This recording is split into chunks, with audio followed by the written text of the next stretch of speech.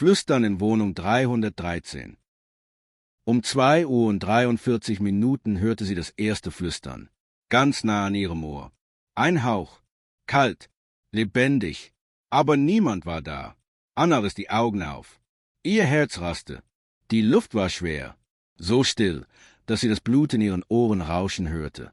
Sie saß aufrecht im Bett, starr, nichts bewegte sich. Dann wieder dieses Geräusch. Ein leises, kaum hörbares Flüstern. Hinter der Wand. 2 Tage war sie erst hier. Wohnung 313. Ein möbliertes Zimmer in einem alten Haus. Billig, anonym, perfekt für einen Neuanfang. Ein Ort, um zu vergessen. Aber irgendetwas hatte sie erkannt. Die Wände waren dünn. Vielleicht nur die Rohre, sagte sie sich. Oder ein Nachbar, der im Schlaf spricht. Aber tief in ihr wusste sie es besser. In der zweiten Nacht wurde das Flüstern klarer. Kein Geräusch. Ein Name. Ihr Name. Anna. Sie fror. Die Stimme kam genau von der Wand neben ihrem Bett. Doch die Wohnung dahinter, Nummer 311, war leer. Der Vermieter hatte es gesagt. Seit dem Vorfall ist da niemand mehr. Schon über 1 Jahr. Was für ein Vorfall? Sie hatte nicht gefragt. Jetzt bereute sie es. 3. Nacht. Die Stimme. Du bist zurückgekommen. 4. Nacht. Warum hast du uns vergessen? Sie schlief kaum noch. Lichter an. Musik an. Das Handy in der Hand, entsperrt, bereit. Doch um 2:43 flackerte das Licht. Die Musik verstummte. Die Luft wurde eiskalt. Und dann, erinnerst du dich an den Raum hinter der Wand?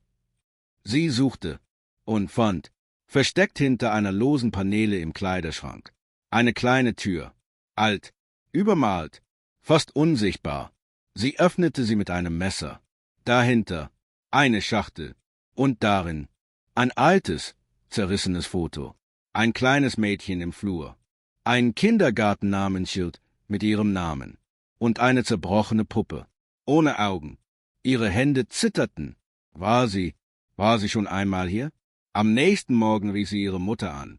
Mama, kennst du die 8. Straße? Ein Haus namens Ridgeview. Stille, dann ein Flüstern. Woher kennst du diesen Namen? Anna legte auf. Etwas in ihr hatte sich geöffnet. Etwas, das nie hätte wach werden dürfen. In der folgenden Nacht. Ein Traum. Ein Flur. Lang. Endlos. Türen an beiden Seiten. Alle mit der Nummer 313. Am Ende ein Spiegel. Darin sah sie sich selbst als Kind. Sie lächelte, aber ihre Augen waren schwarz. Leer. Und aus dem Schatten hinter ihr bewegten sich 2 Hände. Am Morgen wollte sie fliehen. Aber die Tür war verriegelt. Von innen. Der Schlüssel drehte sich, aber nichts geschah. Kein Signal. Fenster verschlossen. Zeit verschmolz. Sie wachte an anderen Orten auf. Im Bad, vor dem Schrank, die Hände blutig, Dreck unter den Nägeln, kleine Kratzer an den Armen.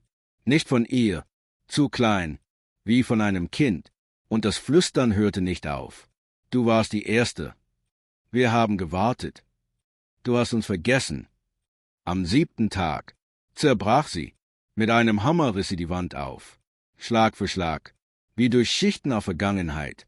Dahinter ein Raum, gleich wie ihrer, nur älter, verstaubt, tot.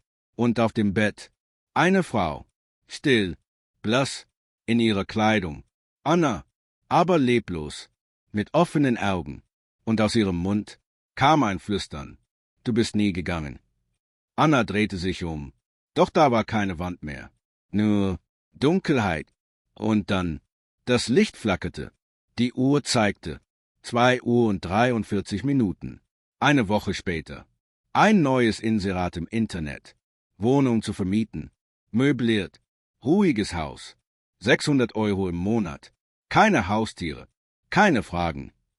Und irgendwo flüsterten die Wände von Wohnung 313 erneut, wartend auf den nächsten Namen, der vergessen wurde,